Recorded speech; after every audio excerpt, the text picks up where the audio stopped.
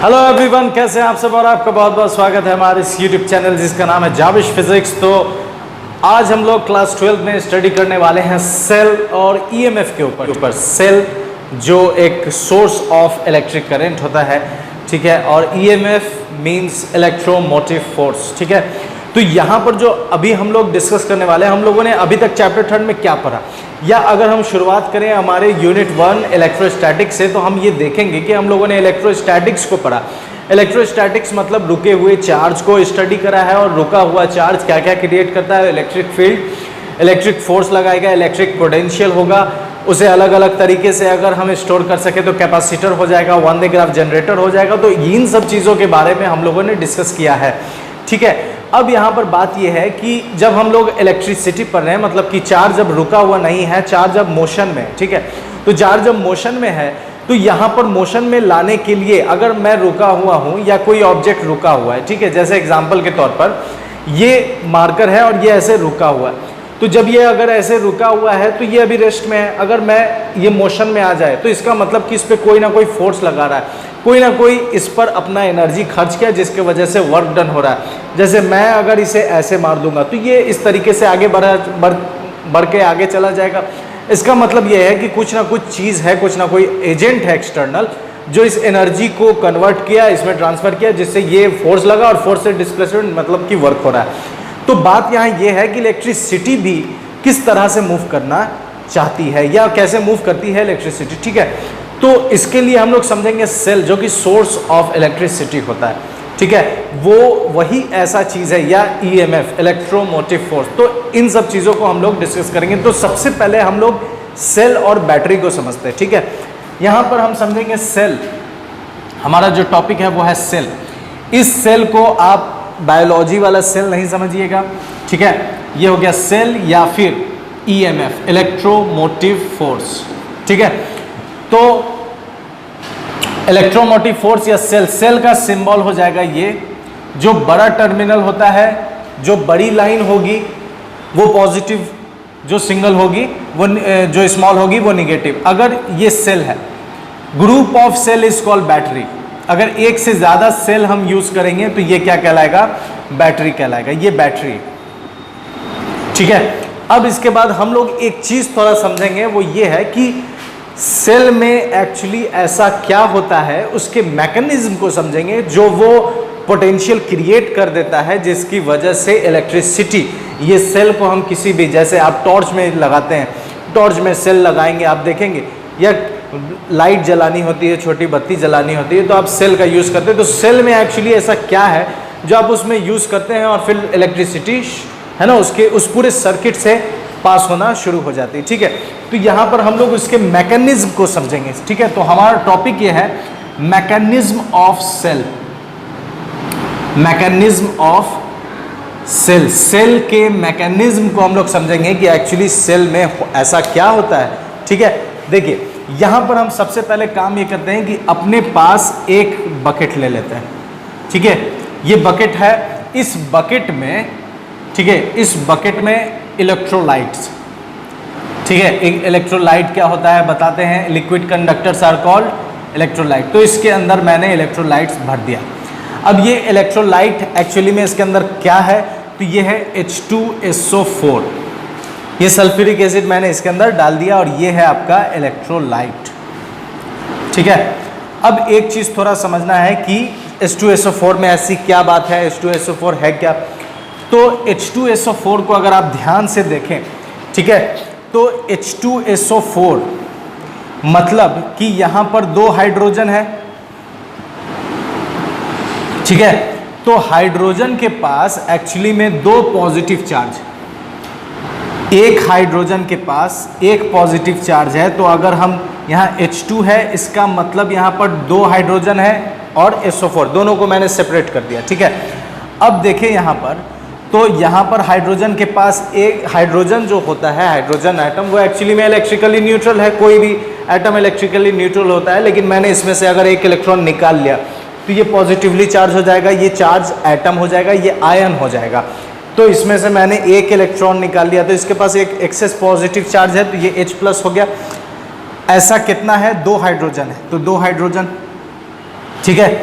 अब ये अगर SO4 अगर आप देखें तो SO4 के पास दो निगेटिव चार्ज होते हैं। SO4 में से अगर हम दो पॉजिटिव निकाल लें तो इसके पास दो निगेटिव चार्ज एक्सेस हो जाएंगे, इसलिए SO4 के पास दो निगेटिव चार्जेस है। ठीक है, SO4 के पास दो निगेटिव चार्जेस है। अब एक्चुअली में हुआ ये कि ये एक हाइड्रोजन एटम, ये दूसरा हाइड्रोजन एटम और ये फिर SO4, तो एक्चुअली में देखें तो इसके पास 2+ और इसके पास 2-, ये चिपक जाएगा। ठीक है, ये चिपक जाएगा। ये फाइनल जो कॉन्फ़िगरेशन इसका होगा वो कुछ इस तरह का होगा। ये H+ हो गया, फिर ये H+ हो गया और फिर यहाँ पर SO4 चिपक गया इससे। ठीक है, SO4 ये। अब आप देखें तो ये कुछ इस तरह का, दोनों के बीच में कुछ ना कुछ, दोनों के सेंटर में कुछ ना कुछ डिस्टेंस होगा A। तो अगर यहाँ पर 2 पॉजिटिव है, 2 निगेटिव है और दोनों के बीच में सेपरेशन है, तो आप ये देखेंगे कि यहाँ पर चार्ज भी है, सेपरेशन भी है, तो यहाँ पर कूलम्ब फोर्स लगेगा। फोर्स कितना लगेगा? तो फोर्स का फॉर्मूला हम लोग जानते हैं K(Q1Q2)/r², दोनों के बीच में फोर्स लगेगा। ठीक है, इसके साथ साथ इस एटम के पास ये जो सिंगल मॉलिक्यूल है, इस सिंगल मॉलिक्यूल के पास कुछ ना कुछ पोटेंशियल एनर्जी भी होगा और वो पोटेंशियल एनर्जी कितना होगा वो भी हम लोग जानते हैं, फॉर्मूला से हम लोगों ने पढ़ा हुआ है कि 1/4πε0 Q1Q2/r। तो ये जो एटम है, इस एटम के बीच में जितने भी चार्जेस है, जितने भी है ना, ये जो मॉलिक्यूल है, इस मॉलिक्यूल के बीच में जो चार्जेस हैं, उस चार्जेस के बीच में फोर्स भी लग रहा है और साथ साथ ये पूरा मॉलिक्यूल एक पोटेंशियल एनर्जी भी क्रिएट कर रहा है। तो यहाँ पर ये जो इलेक्ट्रोलाइट है ये पूरा किससे भरा हुआ है? H2SO4 से भरा हुआ है। H2SO4 से भरा हुआ है मतलब कि जितने भी एटम्स होंगे इस पूरे, जितने भी मॉलिक्यूल होंगे इस पूरे लिक्विड में, इस पूरे इलेक्ट्रोलाइट में, इन सब के पास कूलम्ब फोर्स भी है और इन सब के पास पोटेंशियल एनर्जी भी है। अब यहाँ ये पहला चीज हम लोगों ने। दूसरी बात ये समझनी है कि अगर H2SO4 है, ठीक है, अगर H2SO4 है और हम यहाँ पर अगर हम ले आते हैं जिंक, ठीक है, तो एक आप चीज जो जानते हैं वो ये है कि नेचर का कोई भी ऑब्जेक्ट, कोई भी लिविंग ऑर्गेनिज्म, कोई भी चीज चाहता है कि हम लोएस्ट एनर्जी लेवल पर रहें, हायर एनर्जी पर नहीं रहें, एक्साइट नहीं करें, अपने ग्राउंड स्टेट में रहें और लोअर एनर्जी पर रहें। तो यहाँ पर H2SO4 है और अगर हम यहाँ पर जिंक SO4 रख दें तो हम ये देखेंगे कि जिंक SO4 के पास कम एनर्जी है, जिंक SO4 के पास कम लेस एनर्जी, इसके पास लेस एनर्जी है। ठीक है, और H2SO4 के पास हायर एनर्जी है। ठीक है, हायर एनर्जी। तो अब यहाँ पर देखिए, कोई भी चीज़ चाहता है कि हम लोवेस्ट एनर्जी लें और फिर अपने आप के स्टेबिलिटी को मेंटेन रखें। ठीक है, नेचर का कोई भी चीज़ यही चाहेगा। तो यहाँ पर जो H2SO4 है और ये जिंक सल्फेट है और H2SO4 है, सल्फ्यूरिक एसिड है, इस दोनों में हायर एनर्जी किसके पास है, लेस एनर्जी किसके पास है, ये आप समझ गए। अब इसके बाद देखें कि जो भी इसके पास अगर लेस एनर्जी है तो ये अपने आप को स्टेबल समझेगा। ठीक है, तो स्टेबल समझेगा तो हम ये काम ये करते हैं कि ये जब स्टेबल होगा तो हम इस पूरे कंटेनर में एक जिंक के प्लेट को ले आते हैं। ठीक है, एक जिंक के प्लेट को जब ला कर रखेंगे, इसमें हमने क्या करा कि एक जिंक के प्लेट को रख दिया। ये हमारा जिंक का प्लेट है, जिंक Zn। यहाँ पर जो बात ये बतानी थी कि Zn-SO4, जिंक सल्फेट के पास लेस एनर्जी है और H2SO4 के पास हायर एनर्जी। ठीक है, तो जो भी नेचर में होता है वो चाहता है कि हम लो एनर्जी लें, ग्राउंड लेवल पे रहें और अपने आप को स्टेबल रखें। यहाँ भी वही कंसेप्ट है। और जो केमिकल रिएक्शन होता है, केमिकल रिएक्शन वो होता है हायर टू लोअर। ठीक है, कभी भी लोअर एनर्जी से हायर एनर्जी की तरफ केमिकल रिएक्शन नहीं होगा। जब भी केमिकल रिएक्शन होगा वो होगा हायर एनर्जी से लोअर एनर्जी की तरफ। ठीक है, तो अब देखिए कि हायर एनर्जी किसके पास है, H2SO4 के पास।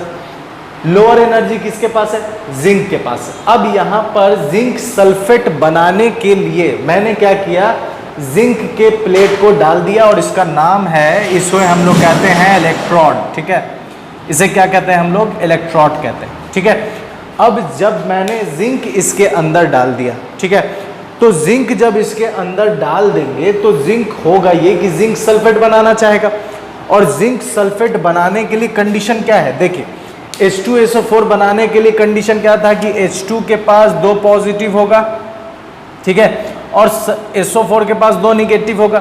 तो जिंक सल्फेट बनाने के लिए जो जिंक हम डाले हैं, अगर जिंक के पास 0 चार्जेस है तो ये SO4 के साथ रिएक्ट नहीं करेगा। इसके लिए कंडीशन ये है कि इसके पास 2 पॉजिटिव चार्ज आने चाहिए।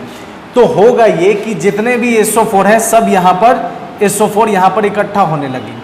क्यों इकट्ठा होने लगेंगे? इस वजह से क्योंकि उन्हें लेस एनर्जी बनाना है, ठीक है, लेस एनर्जी बनाना, इस वजह से जितने भी SO4 है सब यहाँ पर इकट्ठा होने लगेंगे। अब जब ये इकट्ठा होने लगेंगे तो ये जिंक क्या करेगा, जिंक सल्फेट बनाने के चक्कर में अपने में से 2 इलेक्ट्रॉन को निकालने का कोशिश करेगा, मतलब कि इलेक्ट्रॉन को निकालने का कोशिश करेगा और सारे इलेक्ट्रॉन को यहाँ भेज देगा ताकि ये किसी ना किसी तरीके से निकले और ये पॉजिटिवली चार्ज हो और ये सल्फेट जिंक सल्फेट के साथ रिएक्ट करके जिंक सल्फेट तैयार करे। लेकिन होता ये है कि ये तो एयर में है और एयर जो होता है वो इंसुलेटर होता है, तो यहाँ पर कोई काम होगा नहीं, ठीक है। इस वजह से ये सारा इस इलेक्ट्रोड का जो पोटेंशियल है वो कैसा हो गया, तो इस इलेक्ट्रोड का पोटेंशियल हो गया निगेटिव। क्यों निगेटिव है? क्योंकि ये निगेटिव निकालना चाहता है, सारे इलेक्ट्रॉन को अपने यहाँ से निकाल कर भेजना चाहता है। इस वजह से इस इलेक्ट्रोड का जो पोटेंशियल हो गया वो क्या हो गया, निगेटिव हो गया, ठीक है। तो जिंक का जो पोटेंशियल है वो कैसा हो गया, निगेटिव पोटेंशियल, ठीक है, निगेटिव पोटेंशियल हो गया है। अब यहां पर देखिए, फिर हम लोग क्या करते हैं कि इसी कंटेनर में जिंक के बाद एक और प्लेट डालते हैं, ठीक है, और ये जो प्लेट होता है वो क्या होता है, देखें, एक और प्लेट डालें और ये जो प्लेट है ये कॉपर का प्लेट, ठीक है। अब कॉपर जब हम इसमें डालते हैं तो कॉपर काम कैसे करता है ये समझिए, ठीक है, कि जो H2SO4 में से SO4 तो जिंक के पास चला गया क्योंकि इसे लेस एनर्जी लेना है। लेस एनर्जी के चक्कर में जिंक चाहता है कि हम ZnSO4 बनाएं, तो उसके लिए जिंक के पास क्या होना चाहिए, तो जिंक के पास 2 पॉजिटिव चार्ज होना चाहिए और पॉजिटिविटी तब आएगा जब ये इलेक्ट्रॉन को लूज करेगा। तो इलेक्ट्रॉन को लूज करने के चक्कर में ये सारे इलेक्ट्रॉन को यहाँ भेज देता है और इसके वजह से ये चाहता है कि यहाँ से इलेक्ट्रॉन निकल कर चला जाए। इस पूरे प्रोसेस में होता यह है कि जिंक का पोटेंशियल कैसा हो जाता है, निगेटिव। क्यों निगेटिव? क्योंकि ये अपने आप को, अपने में से इलेक्ट्रॉन को निकालना चाहता है। अब सेम टाइम में हम क्या करते हैं, कॉपर प्लेट इंसर्ट करते हैं। कॉपर प्लेट जैसे ही इंसर्ट करेंगे तो होगा ये कि जो H2SO4 में से सल्फर तो सल्फेट तो सब एक प्लेट में आ गया, H2SO4 जो है वो सब इस कॉपर की तरफ आ जाता है, ठीक है। H2SO4 में से H2 जो है, क्योंकि सल्फेट उस तरफ चला गया, H2 सब इधर आ गया, तो इसके आने की वजह से होता यह है कि ये सारे इस प्लेट का जो पोटेंशियल है, मतलब कॉपर का पोटेंशियल कैसा हो जाता है, पॉजिटिव। क्यों पॉजिटिव? क्योंकि जिंक अपने में से इलेक्ट्रॉन को निकालना चाहता है और हाइड्रोजन की वजह से जो कॉपर है ये इलेक्ट्रॉन को खींचना चाहता है, तो इलेक्ट्रॉन को वही खींचेगा जो पॉजिटिव है क्योंकि इलेक्ट्रॉन नेगेटिव होता है। तो इस पूरे प्रोसेस में ये इतना कंडीशन हुआ और ये सेल का मैकेनिज्म है। लेकिन इतना करने के बाद भी कुछ काम नहीं हो रहा है। इस वजह से नहीं हो रहा है क्योंकि यहाँ से ये निकालना चाहता है, यहाँ से ये खींचना चाहता है। तो ये निकालेगा कैसे? आगे तो इंसुलेटर है, एयर इंसुलेटर है। तो हम क्या करते हैं, इस पूरे कनेक्शन को कनेक्ट कर देते हैं एक सर्किट से, ठीक है। हम यहाँ पर एक वायर लेते हैं, यहाँ जोड़ देते हैं और यहाँ पर एक रेजिस्टेंस, मतलब मान लेते हैं एक बल्ब लगा दिए और इस बल्ब को ऐसे इससे जोड़ देते हैं। जैसे ही हम यहाँ इससे कनेक्ट करते हैं, ये मान लेते हैं बल्ब है मेरा, तो जैसे ही हम कनेक्ट करते हैं तो ये निगेटिव है, ये इलेक्ट्रॉन यहाँ से भेजना शुरू कर देगा।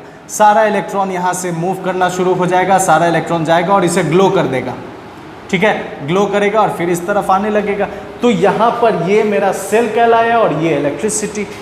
तो इस तरीके से आपका सेल जो है वो काम करता है। ये इलेक्ट्रोड है, इसे भी हम लोग इलेक्ट्रोड ही कहते हैं, ठीक है। तो सेल का जो मैकेनिज्म है वो आपको समझ में आया कि सेल के अंदर एक्चुअली में जब लिक्विड इलेक्ट्रोलाइट डालेंगे और जो प्लेट डालते हैं तो ये पूरा मैकेनिज्म एक्चुअली में होता कैसे है, ये चीज़ समझ में आ गया। अब सेल समझने के बाद हम लोग क्या समझ रहे हैं, इलेक्ट्रोमोटिव फोर्स। ठीक है, तो इलेक्ट्रोमोटिव फोर्स क्या होता है, देखिए इलेक्ट्रोमोटिव फोर्स। ठीक है, इलेक्ट्रो मतलब हो गया क्या, electron, electro means electron, motive means motion, और फोर्स मीन्स फोर्स होता है।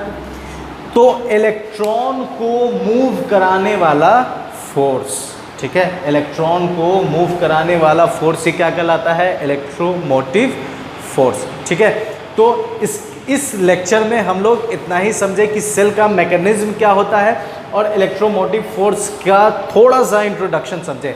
इसके नेक्स्ट वीडियो में आपको कंप्लीट लेक्चर मिलेगा किसके ऊपर, तो इलेक्ट्रोमोटिव फोर्स का। और ये सारे वीडियोस जो चैप्टर 3 में जितने भी लेक्चर्स हैं, इन सारे वीडियोस का एक कंप्लीट प्लेलिस्ट बना हुआ है और उस प्लेलिस्ट का लिंक आपको डिस्क्रिप्शन बॉक्स में मिल जाएगा या फिर यहाँ आई बटन में मिल जाएगा। ठीक है, तो आप वहाँ से जाकर सारे वीडियोस देख सकते हैं और अपने कंसेप्ट और अपने डाउट्स को क्लियर कर सकते हैं और अपने फिजिक्स के नॉलेज को बढ़ा सकते हैं। ठीक है, मेरे साथ बने रहने के लिए बहुत बहुत शुक्रिया। अपना ख्याल रखें। गुड बाय एंड खुदा हाफिज़।